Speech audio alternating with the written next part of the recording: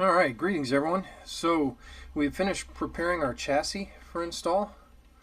There's the chassis, how we left it. Of course that's not how it's going to look when we're done, but it is all prepared.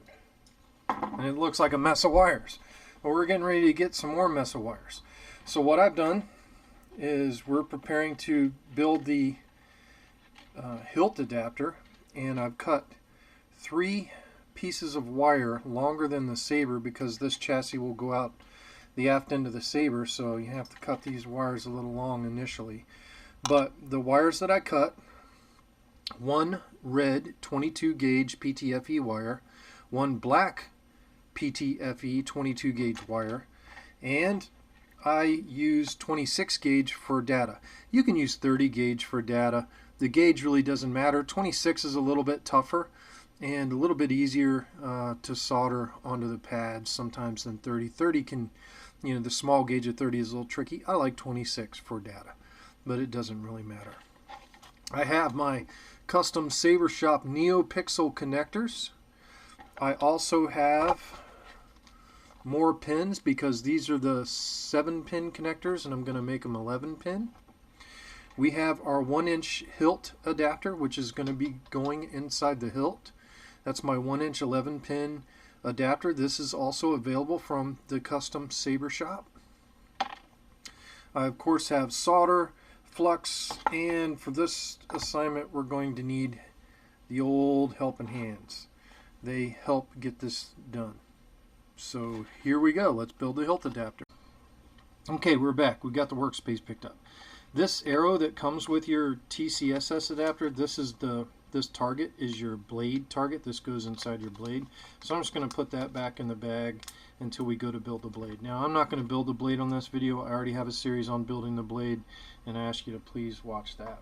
So now that I have this ready to go, I'm going to put a little bit of flux on those, and then I'm going to bring in my solder and soldering iron, and let's clean that tip. Nice clean tip. And I'm going to heat up our data pin, and I'm going to put some solder on it. I'm going to leave the iron there for a second, and then I'm going to withdraw it. I've got a nice clear silver bead of solder holding that pin in now. You don't want to add too much solder because you don't want the solder flowing down into the pin getting caught in the spring mechanism. Just enough solder to cover the head of the pin onto the PCB.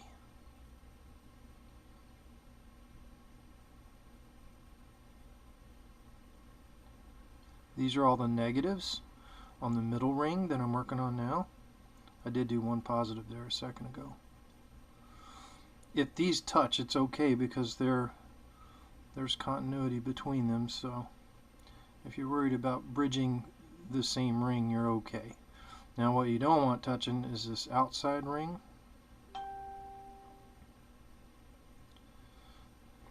And the middle ring, because this outside ring is positive. The centermost pin is your Neopixel data.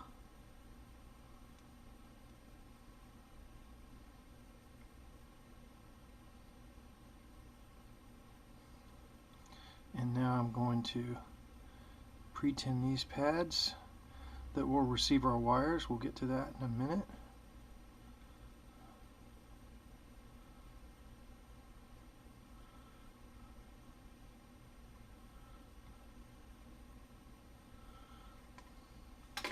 And that's it.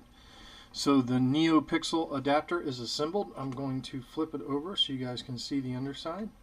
There's the underside of the adapter, and I'm going to let that cool, and then we're going to get back to soldering the wires on. Alright, here we go, soldering the wires. So the first one that I do is my data, because it's in the middle and it's kind of hard to get to if you don't do it first. And I'm going to strip enough wire to go from the pad to the actual pin. I actually solder to the pin. So you can see I've stripped back enough wire there to reach the pad and the pin. This is going to be fun soldering this with the camera where I normally have to put my hands, but we'll try and maneuver the helping hands here and see if we can make that work out. So I've pre-tinned my wire here. Now I'm going to grab my forceps, and hopefully my forceps will help me get where my hands normally are. And you're going to see how shaky my hands are. And I'm going to solder to the pin, and then I'm going to solder to the pad. Oops, wire moved on us there. There we go. So that's a good connection on the pad, good connection on the pin. Our data line is done. Next is, you can see it's got a negative side and a positive side. So this side is negative and this side is positive. You can see the minus and plus sign there. So the first one I'm going to do is my negative wire. I'm going to pin this like that. I'm going to strip just enough of my negative wire, which is 22 gauge PTFE. Boom, there we go. And I'm going to give her a twist. I'm going to dip it in flux, and I'm going to tin it.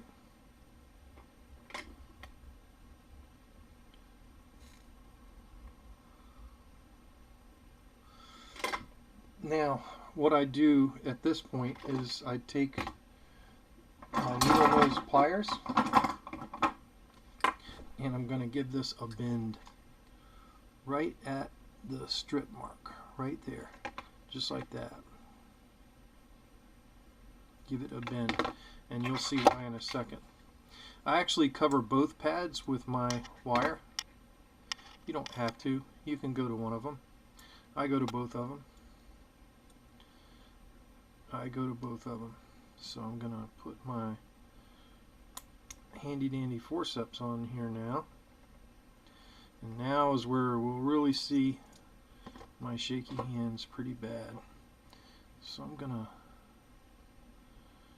you can see it's covering both pads, and I'm going to heat the solder that I've already placed on these pads, and the wire should melt right in. And it does. Now, the thing you want to be careful with here, the way I do this, is you don't want your negative making contact with the Neopixel, and I'll check that with the voltmeter, but they're not touching. And I'm going to trim the little bit of excess wire there. Now I'm going to put my helping hands on the side we just soldered, and we're going to free up the positive side. So I'm going to take my positive wire. Now I'm going to strip about pretty much, you know, enough to get across both those pads. That's probably a little much, but I will trim it. No worries at all there. I've dipped it in flux. Now I'm going to tin it. And just like we did before, I'm going to use my other set of needle nose pliers and give that a bend right at the point there. Now I'm going to take my hemostats, my handy dandy hemostats, and I'm going to try and pinch them on so I have that at the appropriate angle. I'm going to get this wire out of the way, and I'm going to bring in my positive just like this. And just like we did before, I'm going to heat up the pads. The wire melts down into them. Let the joint cool. Bada bing, bada boom. Now, I'm going to cut the excess wire here, and voila, one Neopixel adapter assembled and wired, and it was quick. Now, I will twist these positive and negatives together, but I don't twist the data line in. Sometimes that causes data line interference, if you twist your wires and twist your data line in. So I twist the positives and negatives, but I do not twist the data line. Now, what I'm going to do now is off camera, I have my big tub of isopropyl alcohol, and I'm going to dip a Q-tip in the alcohol. There's a lot of wires. It'll neaten them all up, and I'm going to use the alcohol on all of our surfaces to clean them from flux and any other debris. Particularly data. You don't want data anywhere around flux or between flux and negative, or the data and positive and data and negative. You want all those clean and clear of flux. I'm very happy with that. That's a nice, neat adapter. Now I'm going to twist these wires. I'm going to get my data wire out of the way because I don't want to twist my data wire.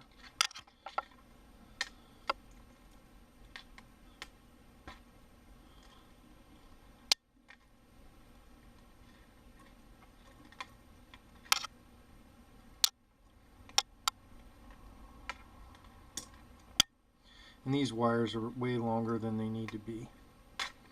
And the funny thing is I think the type of recharge port I'm going to use, we're going to actually combine the positives and the hilt, so this wire bundle won't be twisted like this.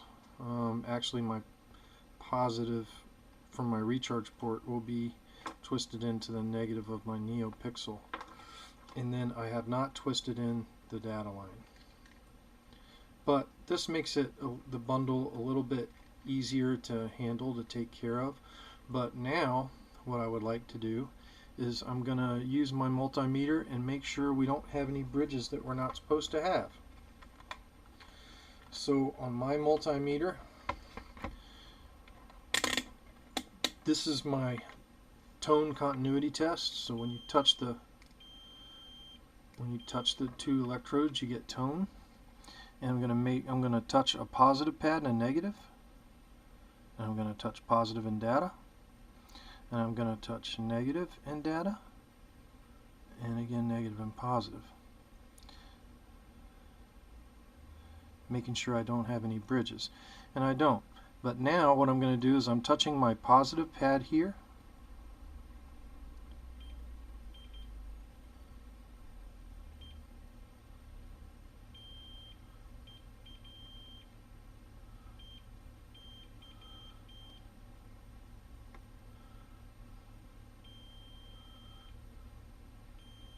Now I'm supposed to have continuity there.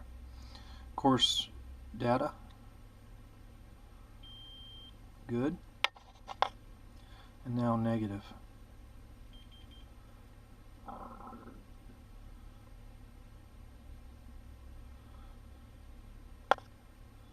If I can get my probes to touch the pad,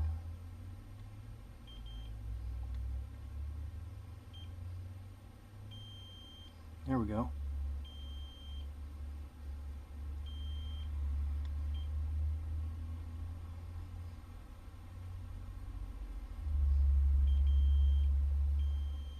Good to go. So continuity test passed. I don't have any short circuits there after my soldering. So now we're done with the helping hands. I'm going to set them aside. There you can see our bundle that we've assembled. Now I'm going to take this and stand by because I got to get a small fillet. Okay, I'm back. Now I know a lot of you are going to want to run the two red wires and two black wires on this.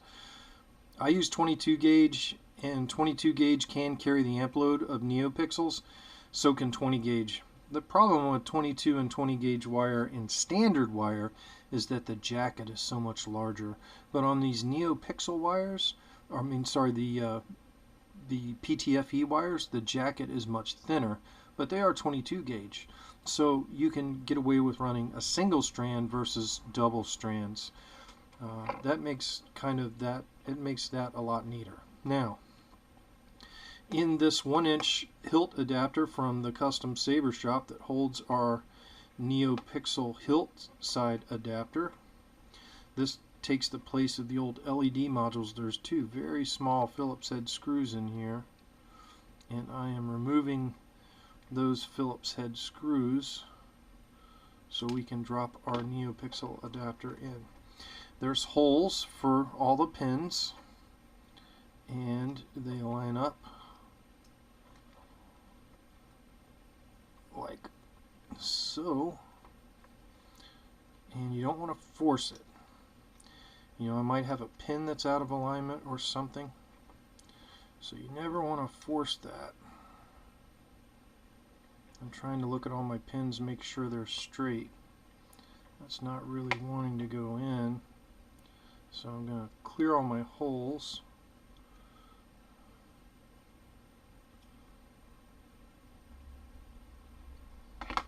Sometimes the drilling isn't sufficient. There we go.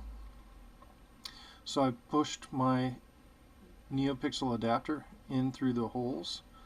Sometimes you do have to clear those out with an X-Acto knife to make sure that they're totally drilled clean. Sometimes they're not. This is a machine part, and then I'm going to tighten those screws down into our hilt adapter.